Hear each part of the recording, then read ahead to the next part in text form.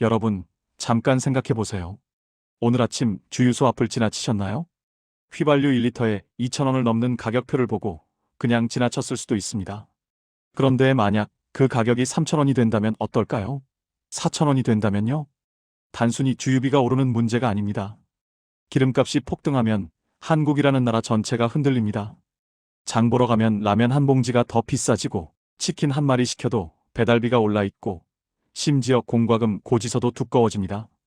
오늘 저는 그 구조를 낱낱이 파헤쳐 드리겠습니다.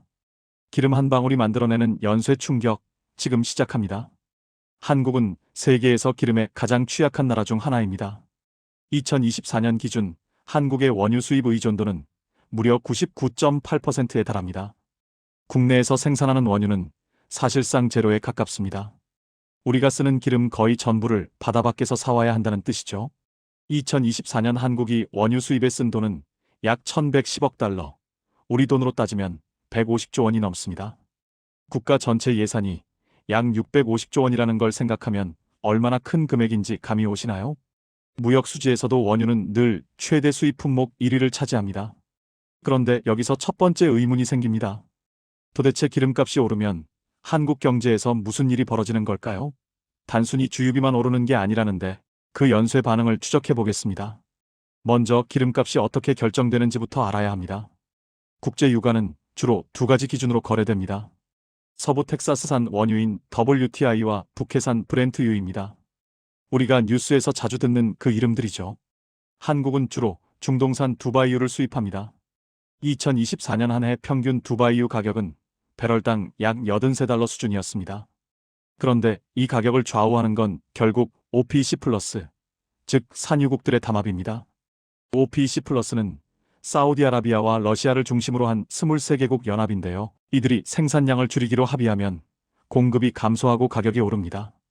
그런데 한국은 이 결정에 아무런 영향력을 행사하지 못합니다. 그저 국제시장에서 정해진 가격을 주고 사올 수밖에 없는 구조입니다. 경제학에서는 이런 상황을 가격 수용자라고 부릅니다. 가격 수용자란 시장에서 가격을 결정할 힘이 없어서 주어진 가격을 그대로 받아들여야 하는 주체를 말합니다. 한국이 딱 그런 처지입니다. 그렇다면 이 가격이 실제로 한국 소비자 손에 닿기까지 어떤 경로를 거칠까요? 주유소에서 여러분이 내는 돈이 어디로 가는지 추적해 보겠습니다.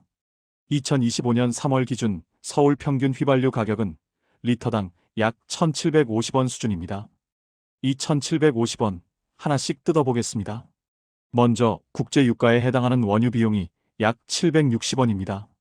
전체 가격의 43%가 넘습니다. 다음으로 정유사가 원유를 정제해서 휘발유로 만드는 데 드는 비용과 마진이 약 200원입니다. 여기까지가 기름을 만드는 데 드는 돈입니다. 그 다음이 놀랍습니다. 세금입니다. 교통에너지 환경세로 리터당 529원, 교육세 79원, 주행세 138원, 부가가치세 159원. 세금 합계만 약 905원에 달합니다. 전체의 절반이 넘는 51%가 세금입니다. 여기에 주유소 운영비와 이익이 약 85원 정도 붙습니다. 결국 여러분이 1,750원짜리 휘발유를 넣을 때 실제 석유 관련 비용은 960원에 불과하고 나머지 790원은 세금입니다. 그런데 국제 유가가 오르면 세금은 그대로인데 원유 비용만 오르니까 체감 인상폭은 훨씬 커질 수밖에 없습니다. 그럼 이제 본격적으로 기름값이 폭등했을 때의 충격파를 추적해 보겠습니다. 첫 번째 충격은 물가입니다. 경제학에서 에너지는 생산의 기초투입재라고 부릅니다. 기초투입재란 다른 모든 상품을 만드는데 반드시 필요한 재료라는 뜻입니다. 밀가루를 만들려면 농기계에 기름이 들어가고 빵을 만들려면 오븐을 돌리는 전기가 필요하고 그 빵을 편의점까지 배달하는 트럭에도 기름이 들어갑니다. 한국은행의 분석에 따르면 국제 유가가 10% 오르면 국내 소비자 물가는 약 0.2에서 0.4%포인트 상승합니다. 조금 단순해 보일 수도 있지만 이걸 실제 생활비로 환산하면 얘기가 달라집니다. 한 달 생활비가 300만 원인 가구라면 유가 10% 상승으로만 매달 6,000원에서 1만 2천원의 추가 비용이 발생합니다. 연간으로는 7만 2천원에서 14만 4천원입니다. 그런데 유가가 10%가 아니라 50%, 심지어 100% 오른다면 그 충격은 훨씬 선형이 아닌 기하급수적으로 커집니다. 그걸 지금부터 단계별로 추적하겠습니다. 여기서 잠깐 실제로 기름값 폭등이 얼마나 자주 일어나는지 돌아볼 필요가 있습니다. 멀리 갈 것도 없습니다. 2022년을 기억하시나요? 러시아가 우크라이나를 침공하면서 국제 유가는 배럴당 130달러까지 치솟았습니다. 2021년 초에 55달러 수준에서 불과 1년 만에 2배 이상 오른 겁니다. 당시 서울 휘발유 가격은 리터당 2,100원을 돌파했습니다. 화물차 기사분들은 당시를 떠올리면 지금도 손이 떨린다고 하죠. 유류비가 한 달 매출의 30%를 넘어버리니 운반 단가를 올릴 수밖에 없었고 그 비용은 고스란히 물가에 반영됐습니다. 마트에서 생수 한 박스가 갑자기 1,000원씩 오른 이유 중 하나가 바로 이겁니다. 배달비도 마찬가지입니다. 음식 배달을 주문하면 배달비가 4,000원에서 6,000원으로 올랐던 시기를 기억하시나요? 그 배달. 오토바이도 배달 차량도 전부 기름으로 움직입니다. 그렇다면 기름값 폭등의 두 번째 충격은 무엇일까요? 바로 기업의 생산비 상승입니다. 한국의 주력 산업들을 생각해 보세요. 철강, 석유화학, 조선, 반도체, 자동차. 이 산업들은 모두 엄청난 에너지를 소비합니다. 대한상공회의소 자료에 따르면 제조업 원가에서 에너지 비용이 차지하는 비중은 평균 812%입니다. 일부 에너지 집약 업종인 철강이나 석유화학은 그 비중이 20%를 넘기도 합니다.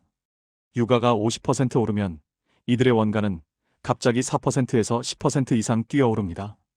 이 비용을 어떻게 할까요? 두 가지 선택지밖에 없습니다. 소비자에게 가격을 올려 전가하거나 아니면 이익을 갉아먹거나. 대기업들은 어느 정도 버틸 여력이 있지만 중소기업들은 다릅니다. 납품 단가를 올릴 협상력도 없고 에너지 비용을 줄일 기술력도 부족하니 그야말로 직격탄을 맞습니다. 중소기업 중앙회 조사에 따르면 유가가 10% 상승할 때 중소제조업체의 영업이익률은 평균 1.2%포인트 하락합니다. 영업이익률이 35%에 불과한 중소기업에게는 치명적인 수치입니다. 세 번째 충격은 무역 수지입니다. 한국은 수출로 먹고 사는 나라입니다. 2024년 수출액은 약 6,838억 달러였습니다. 그런데 기름값이 오르면 수출에도 빨간불이 켜집니다. 이중함정이라고 할 수 있습니다. 원자재 수입비가 오르면서 수입액이 늘어나는 동시에 제품 생산비 상승으로 수출 경쟁력이 떨어지기 때문입니다. 실제로 2022년 유가 급등 시기에 한국의 무역 수지는 연간 기준 약 478억 달러 적자를 기록했습니다. 2021년에 293억 달러 흑자에서 불과 1년 만에 대규모 적자로 돌아선 겁니다. 이 충격이 얼마나 심각한지 다음 단서를 보면 더 분명히 알 수 있습니다. 한국의 대외 의존도는 GDP 대비 수출 비중이 약 40%에 달합니다. 즉, 우리 경제의 40%가 해외에 팔리는 물건에 달려있다는 뜻입니다. 무역 수지가 흔들리면 경제 전체가 흔들리는 이유가 여기 있습니다. 그런데 여기서 더 중요한 질문이 생깁니다. 유가 충격이 한국 경제에 이토록 크게 작용하는 건 단순히 우리가 기름을 못 만들어서만은 아닙니다. 구조적인 문제가 따로 있습니다. 그게 뭔지 지금부터 파헤쳐 보겠습니다. 한국 경제의 치명적인 취약점, 바로 에너지 집약적 산업 구조입니다. 한국의 GDP 대비 에너지 소비량, 즉 에너지 집약도를 보면 한국은 OECD 국가 중 상위권에 속합니다.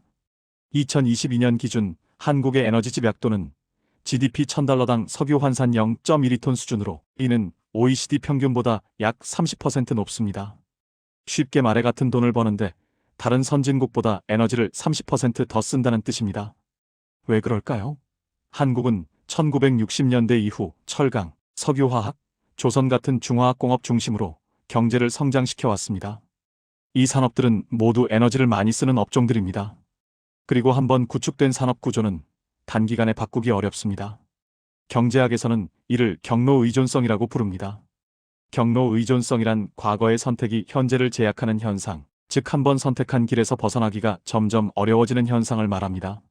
한국 경제는 에너지 집약적 경로에 깊이 박혀 있어서 유가 충격에 유독 취약한 겁니다. 그렇다면 다른 나라들은 이 문제를 어떻게 다루고 있을까요? 독일과 비교해 보겠습니다. 독일도 제조업 강국입니다. 자동차, 기계, 화학 분야 글로벌 강자이죠. 그런데 독일의 에너지 소비 구조는 한국과 꽤 다릅니다.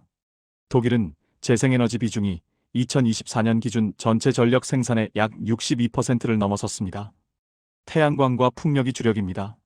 반면 한국의 재생에너지 발전 비중은 2024년 기준 약 10% 수준에 머물러 있습니다. 차이가 크죠?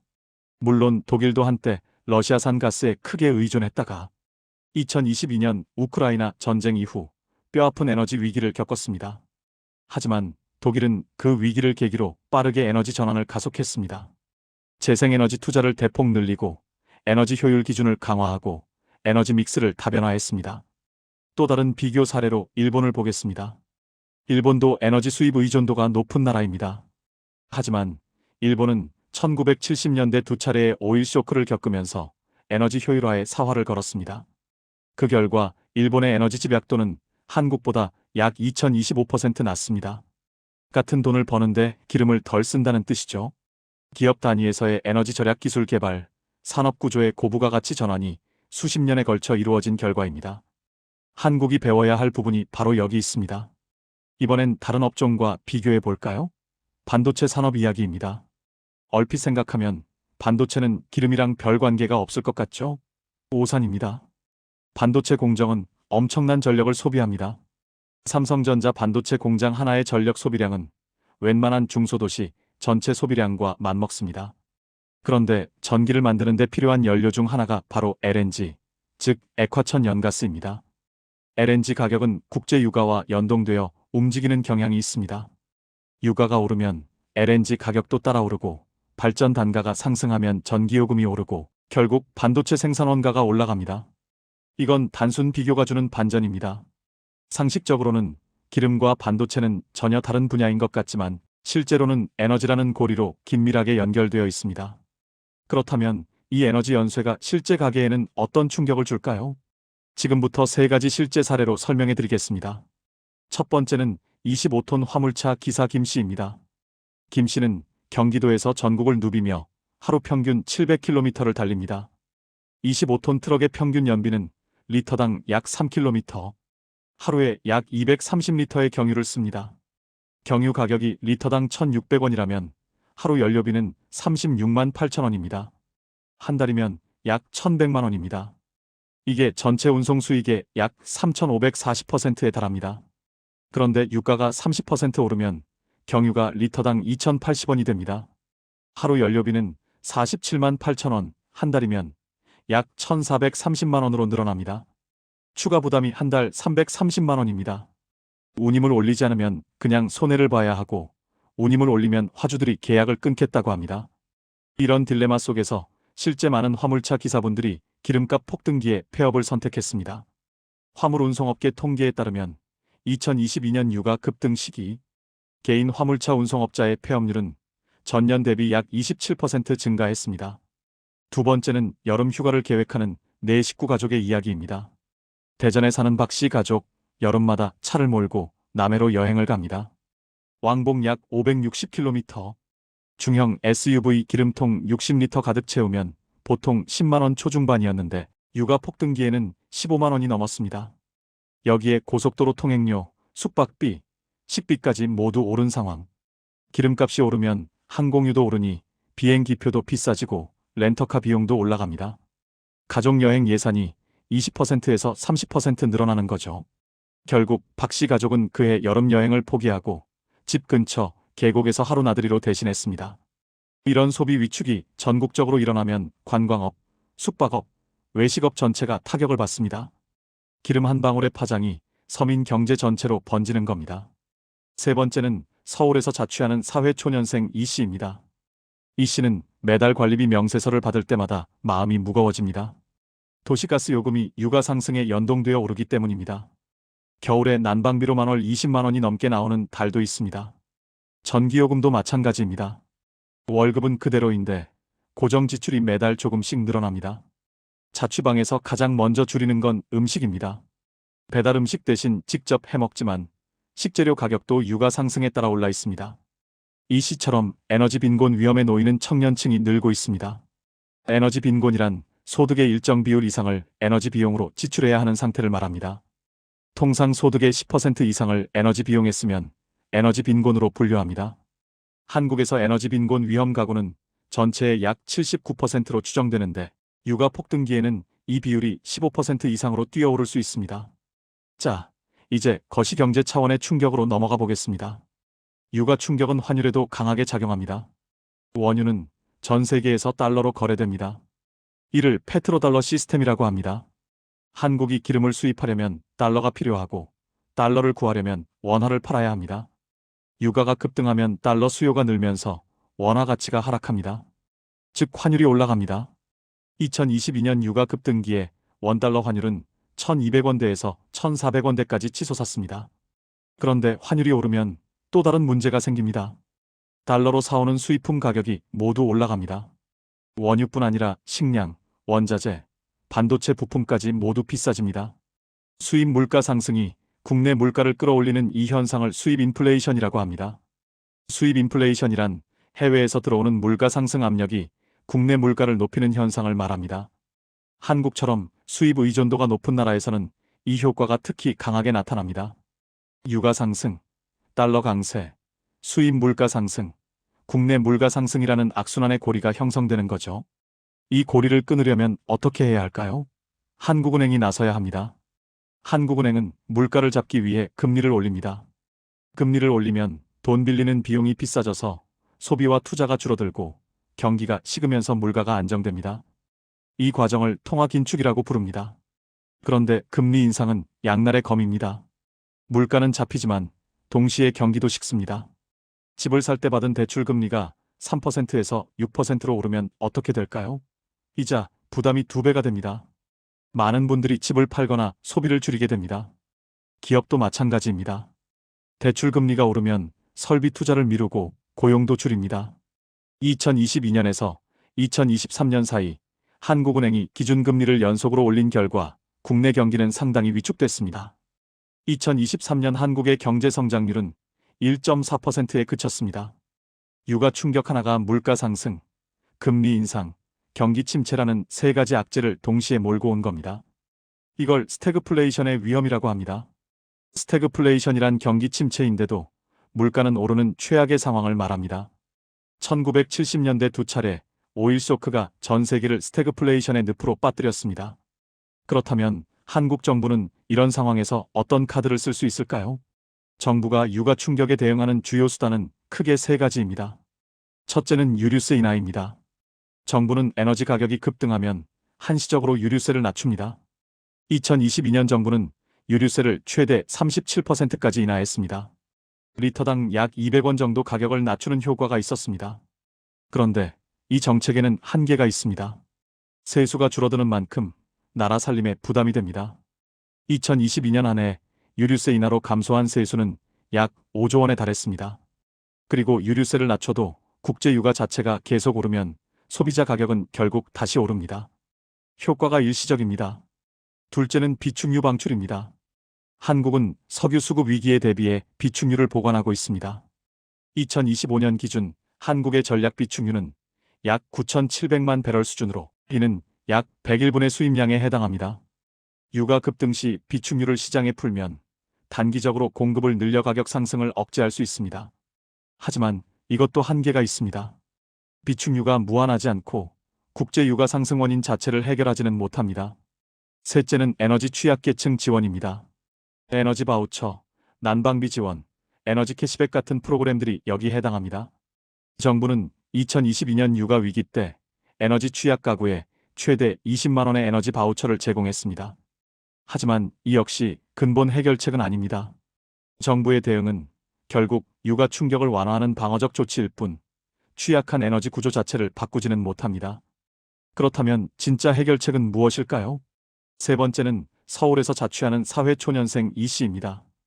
이 씨는 매달 관리비 명세서를 받을 때마다 마음이 무거워집니다. 도시가스 요금이 유가 상승에 연동되어 오르기 때문입니다. 겨울에 난방비로만 월 20만 원이 넘게 나오는 달도 있습니다. 전기요금도 마찬가지입니다.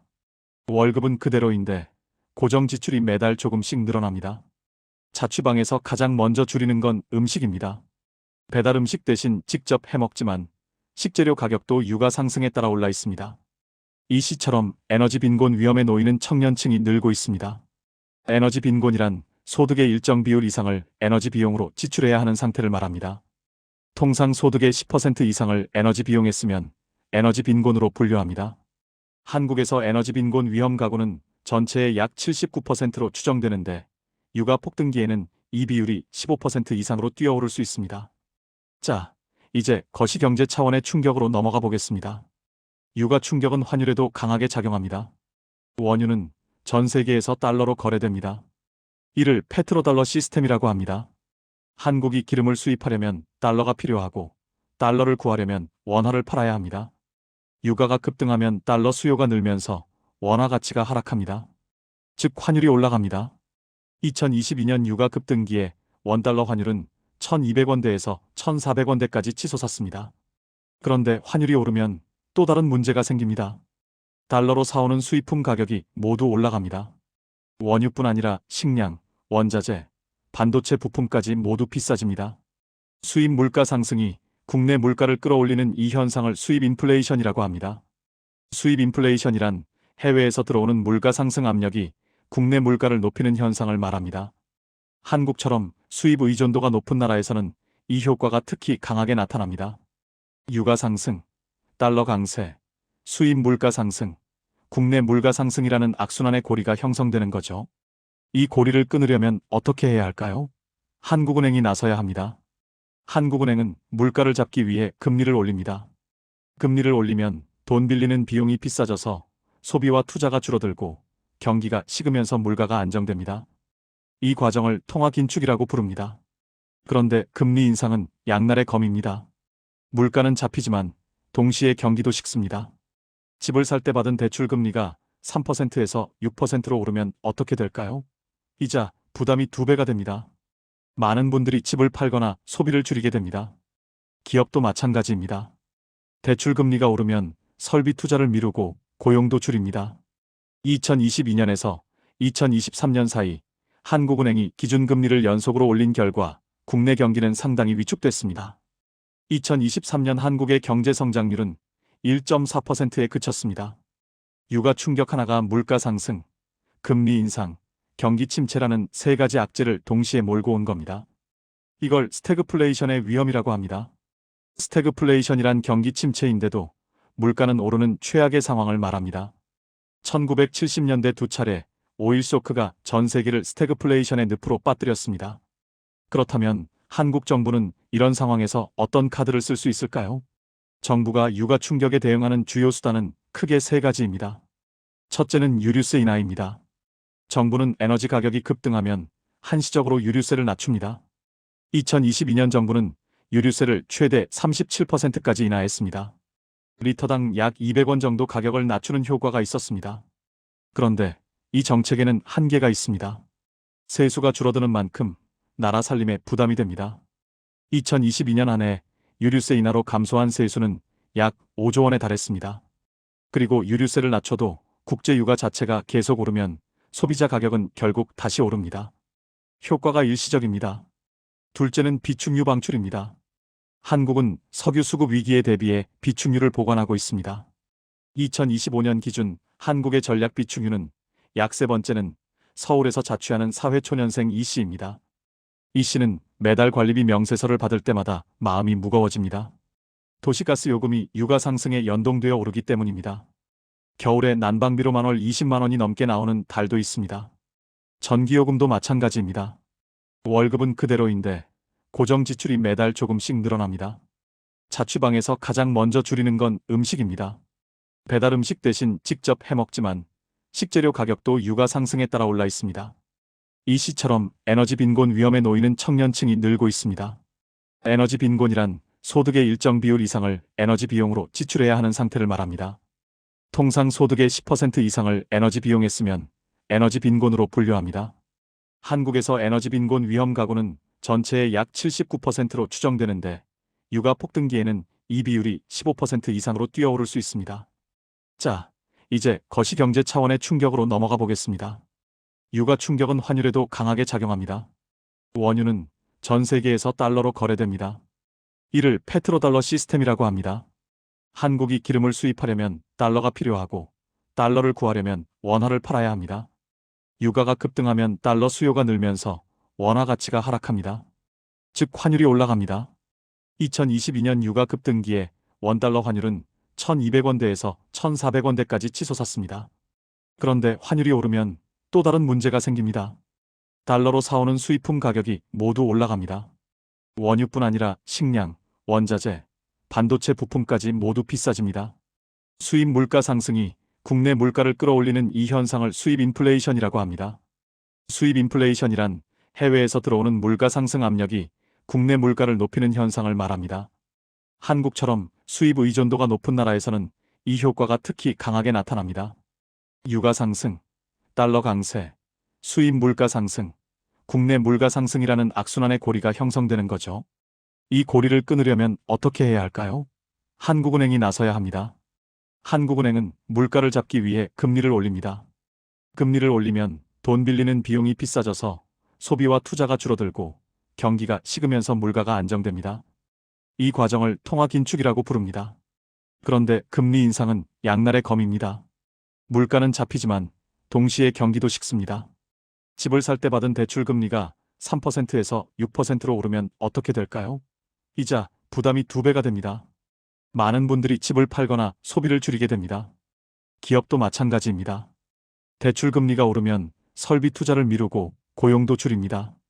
2022년에서 2023년 사이 한국은행이 기준금리를 연속으로 올린 결과 국내 경기는 상당히 위축됐습니다. 2023년 한국의 경제 성장률은 1.4%에 그쳤습니다. 유가 충격 하나가 물가 상승, 금리 인상, 경기 침체라는 세 가지 악재를 동시에 몰고 온 겁니다. 이걸 스태그플레이션의 위험이라고 합니다. 스태그플레이션이란 경기 침체인데도 물가는 오르는 최악의 상황을 말합니다. 1970년대 두 차례 오일 쇼크가 전 세계를 스태그플레이션의 늪으로 빠뜨렸습니다. 그렇다면 한국 정부는 이런 상황에서 어떤 카드를 쓸 수 있을까요? 정부가 유가 충격에 대응하는 주요 수단은 크게 세 가지입니다. 첫째는 유류세 인하입니다. 정부는 에너지 가격이 급등하면 한시적으로 유류세를 낮춥니다. 2022년 정부는 유류세를 최대 37%까지 인하했습니다. 리터당 약 200원 정도 가격을 낮추는 효과가 있었습니다. 그런데 이 정책에는 한계가 있습니다. 세수가 줄어드는 만큼 나라 살림에 부담이 됩니다. 2022년 안에 유류세 인하로 감소한 세수는 약 5조 원에 달했습니다. 그리고 유류세를 낮춰도 국제 유가 자체가 계속 오르면 소비자 가격은 결국 다시 오릅니다. 효과가 일시적입니다. 둘째는 비축유 방출입니다. 한국은 석유 수급 위기에 대비해 비축유를 보관하고 있습니다.